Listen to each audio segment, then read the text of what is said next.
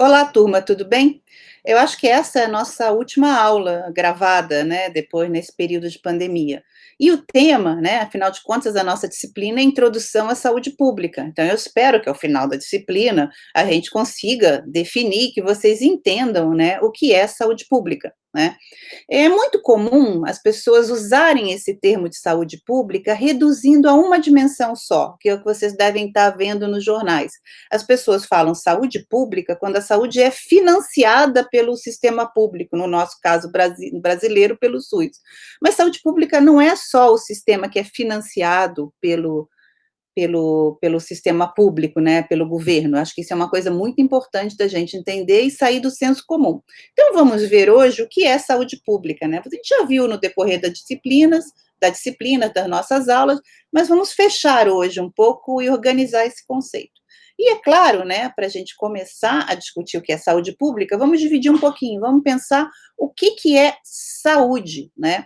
Com certeza, vocês já estão no segundo ano, vocês já ouviram falar em algum momento da vida, provavelmente até antes de entrar na faculdade, essa definição da Organização Mundial de Saúde, que é de 48, 1948, né?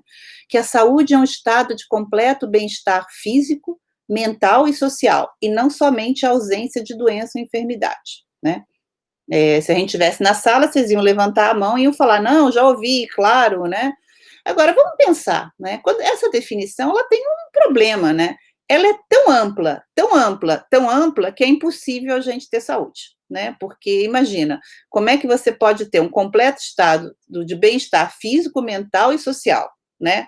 E não somente ausência de doença ou enfermidade. Mas ela aponta, por outro lado, apesar dela ser utópica, ela aponta, né, dimensões coletivas, dimensões do que a gente precisa, né, que a saúde não está ligada só à ausência de uma doença ou de uma enfermidade, mas tem a ver com todas as relações sociais. Nesse sentido, é uma definição que a gente sempre acaba dialogando um pouco, apesar dela ser o quê? Ela é muito pouco operacionalizável, ou seja, eu não consigo fazer um estudo, eu não consigo fazer análises usando a partir dessa definição, né?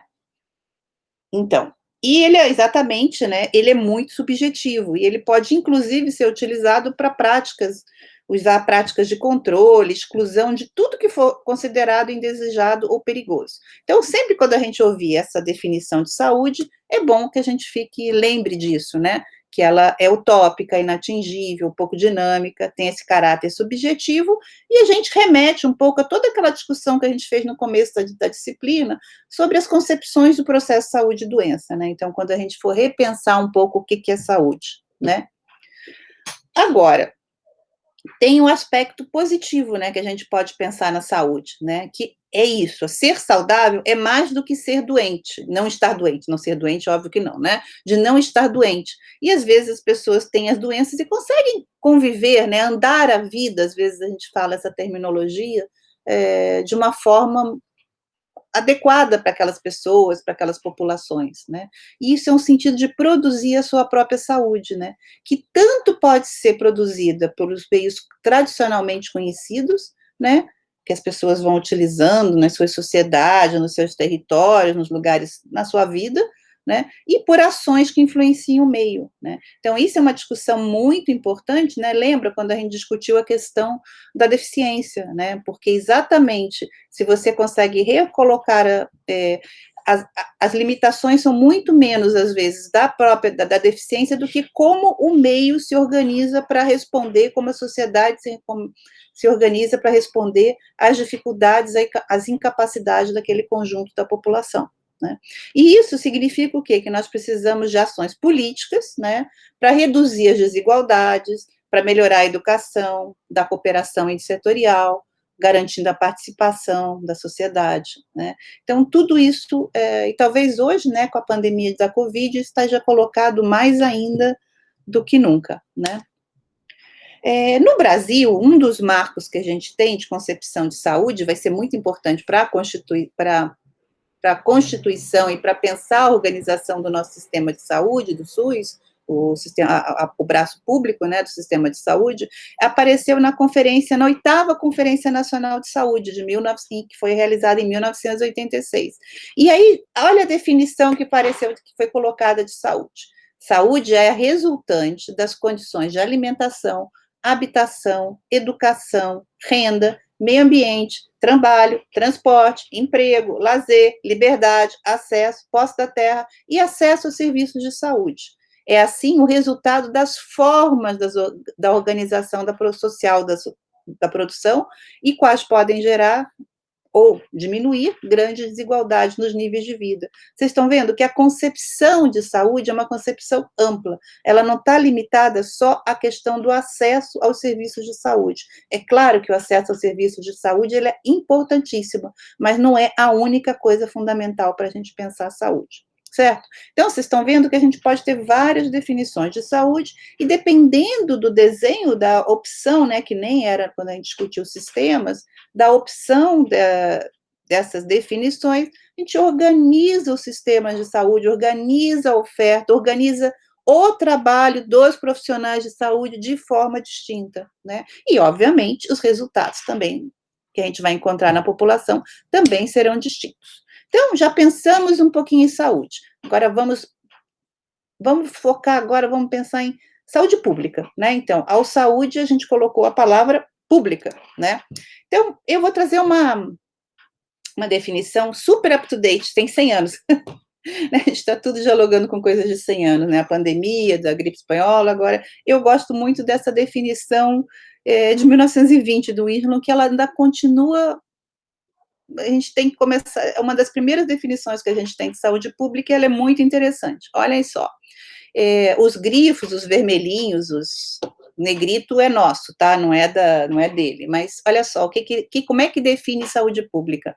Que é a ciência e a arte. Eu adoro quando põe a arte no meio, né? Que não é só a ciência. A ciência e a arte de evitar a doença, prolongar a vida e promover a saúde física e mental e a eficiência através dos esforços organizados da comunidade, visando saneamento do meio, o controle das infecções comunitárias, a educação do indivíduo nos princípios da higiene pessoal, a organização de serviços médicos e de enfermagem para o diagnóstico precoce e o tratamento da doença, e o desenvolvimento dos mecanismos sociais que assegurarão a cada pessoa na comunidade o padrão de vida adequado para a manutenção da saúde. Eu gostaria que a gente discutisse isso, né, quando a gente tiver o nosso momento síncrono. Olha só, é uma definição de 1920, mas alguns núcleos são colocados, ainda a gente pode dialogar com eles hoje, né?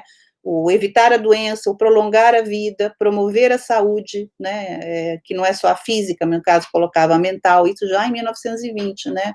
Os esforços organizados da comunidade, né? E todas essas outras. É claro que ele usa terminologias com terminologias de 1920, né?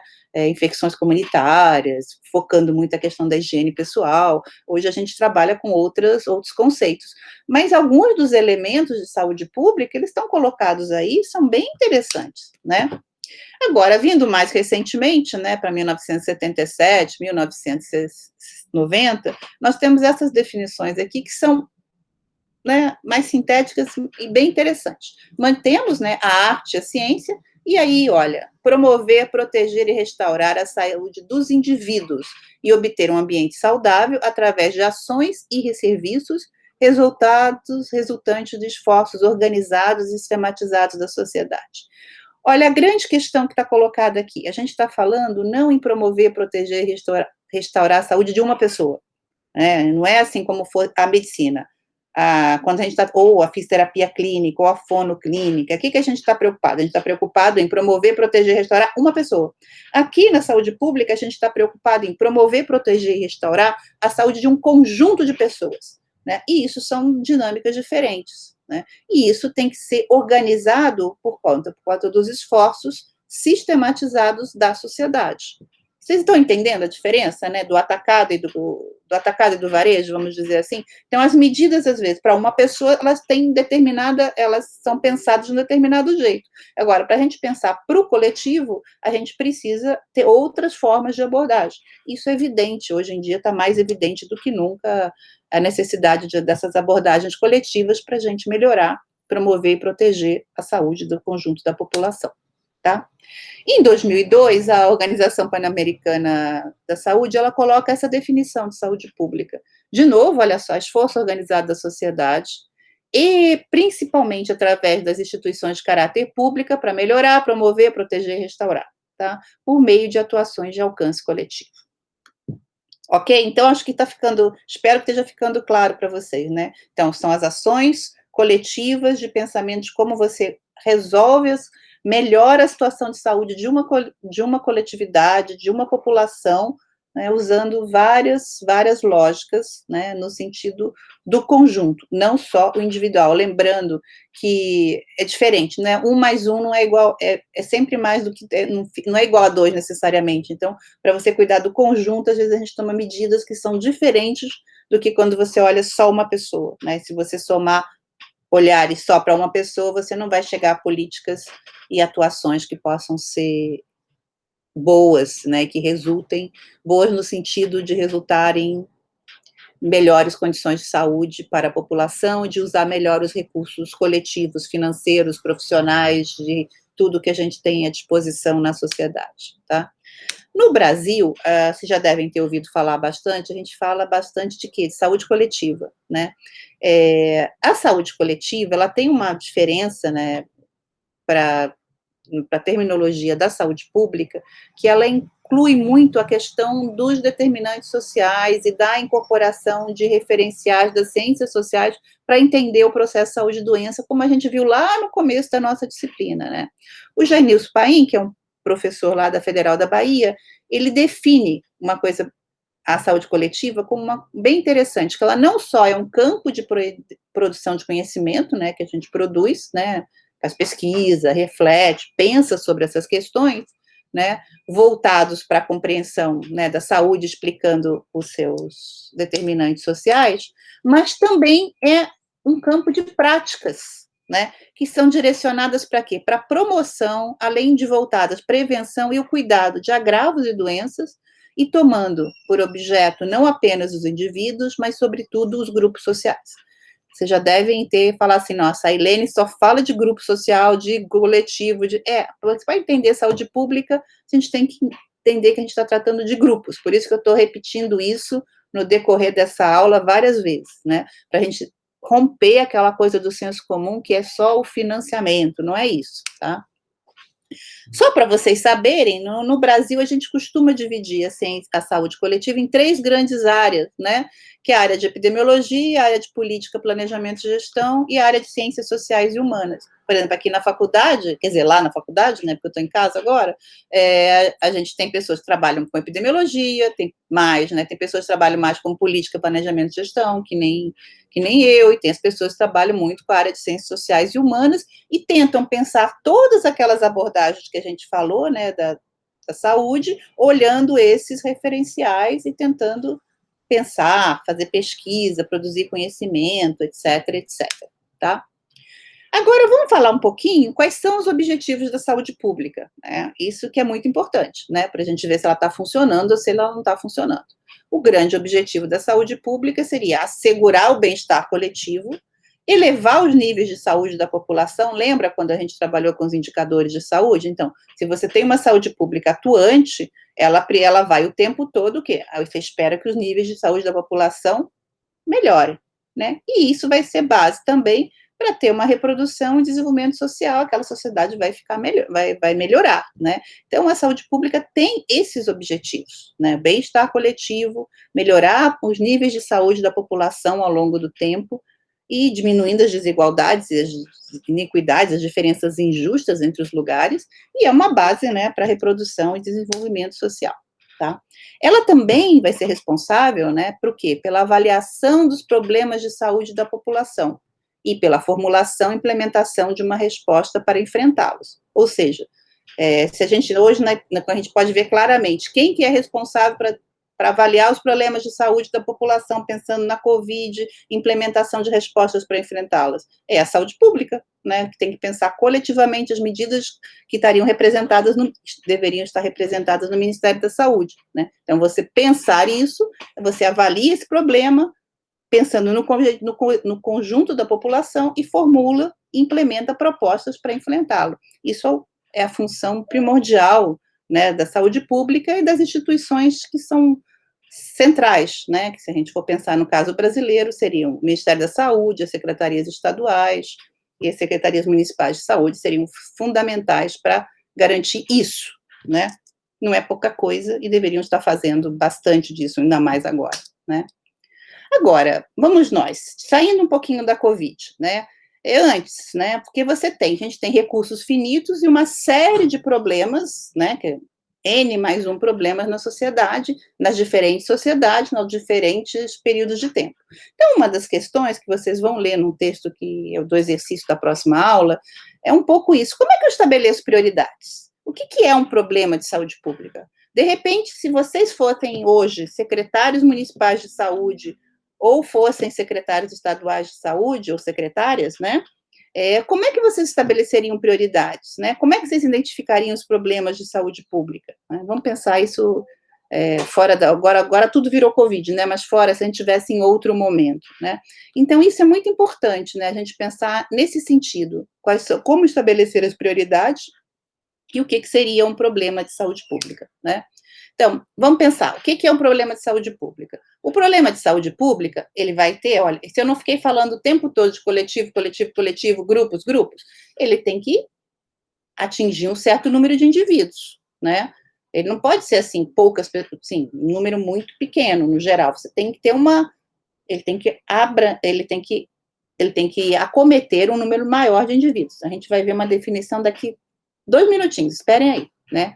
A outra coisa tem que ser possível de tomar ações, né? Eu tenho que poder fazer ações, sejam individuais, sejam coletivas, para prevenir e controlar em termos populacionais, né? E elas têm que ter alguma relevância política e social, que a sociedade entenda, né, que aquilo merece uma intervenção do Estado, né? Para poder, porque quando eu digo intervenção do Estado, significa que junto com a intervenção vem a alocação de recursos, esses recursos são da população, né? Então, como é que a gente mede, voltando aqui, ó, tá vendo? A gente mede o número de indivíduos, se você consegue ver se é objeto, se eu consigo ter ações, e a relevância social. Isso tem nomes que são importantes, é importante vocês guardarem esses nominhos, tá? Então, o primeiro é magnitude, tá? Magnitude quer dizer o seguinte, doenças que têm elevada frequência e afetam grandes contingentes populacionais, traduzindo ou pela incidência ou pela prevalência, mortalidade, anos potenciais de vida perdida. Lembra dos indicadores quando a gente trabalhou? Então, obviamente, o que a gente diria? São doenças ou problemas ou agravos com grande magnitude na nossa sociedade. Hoje, obviamente, Covid, mas a gente continua com...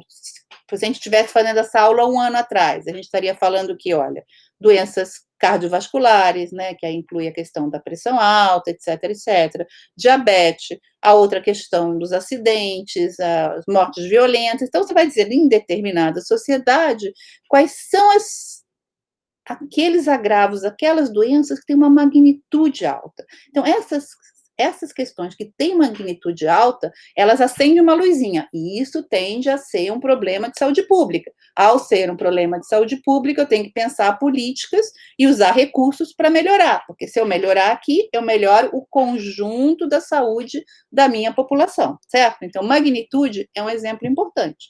Mas a magnitude não é o único exemplo. A outra questão é a vulnerabilidade. A vulnerabilidade aqui quer dizer o seguinte, é uma doença ou é um agravo porque eu tenho instrumentos específicos de prevenção, tá? Então, vamos pensar. Poliomielite. Poliomielite atingia, uns décadas atrás, uma grande parcela, uma parcela importante da população, tinha uma magnitude alta, e aí, quando eu consigo a vacina, ela passa a ter uma vulnerabilidade alta, né, à doença, à patologia. Então, eu consigo ter uma ação que eu vou atuar ali, né? Então, você ganha duas coisas, tem magnitude e tem vulnerabilidade, então eu vou jogar os meus recursos para modificar essa situação. E foi o que foi feito, e a gente acabou com a polio no nosso país, né? Então, isso é muito interessante. Se eu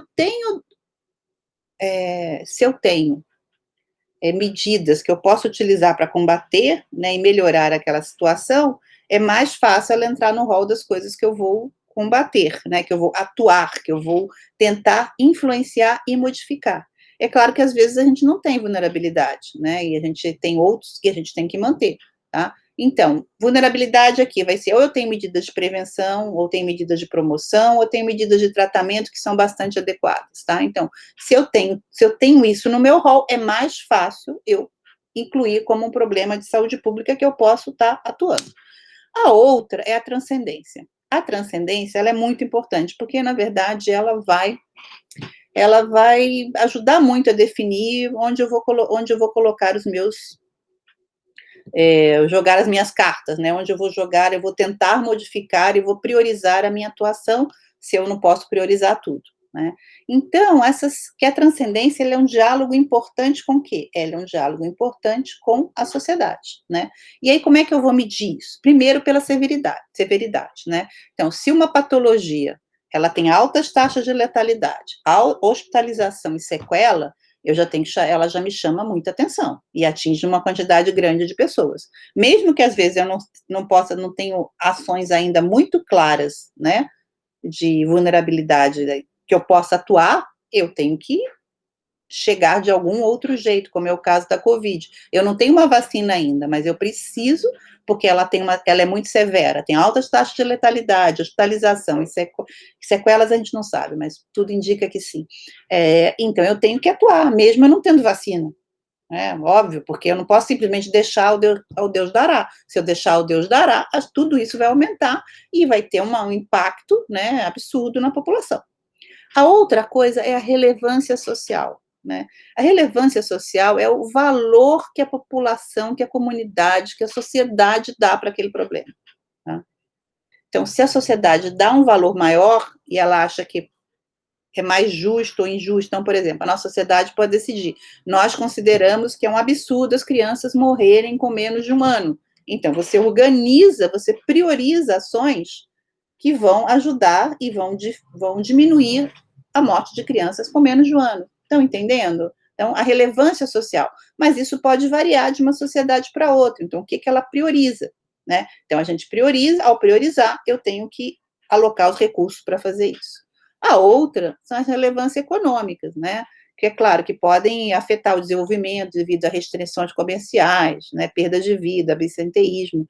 Só para lembrar de uma coisa histórica, toda a parte de saneamento de Santos, do Rio, no século repassado, né, no final do século XIX, começo do século XX, foi muito modificada, ela foi implementada muito para poder garantir que o porto e as exportações brasileiras funcionassem, né? Foi esse o motivo do saneamento dos canais, dos meios, para diminuir febre amarela, etc., etc., que ocorriam nesses lugares.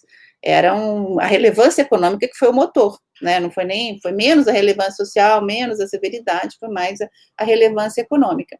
Então, certo, a gente tem esses 3 conceitos, magnitude, vulnerabilidade e transcendência, que nos fazem escolher o que a gente vai atuar. Então, se eu tiver uma situação, qual é o que você teoricamente mais atuaria? Um evento que eu tenho alta magnitude, alta vulnerabilidade e alta transcendência. Esse seria o mais esse é o grande exemplo do problema de saúde pública.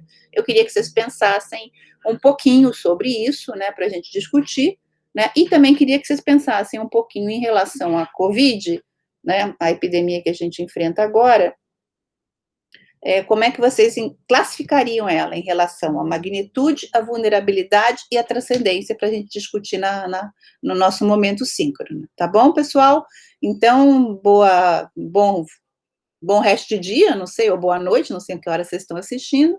Nós nos vemos na terça-feira para continuar esse nosso debate e pensar um pouquinho esses problemas de saúde pública. Tchau, até a próxima.